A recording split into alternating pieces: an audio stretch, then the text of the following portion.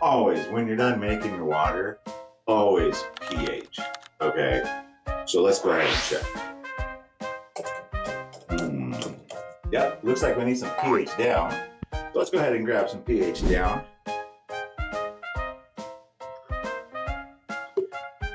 Go, just a couple drops. See?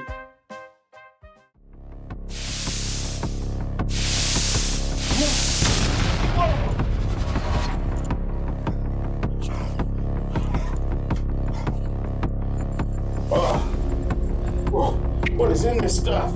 Oh no, what is in this stuff? Acid? What am I giving my plants? Oh, no wonder. Oh my gosh. Oh.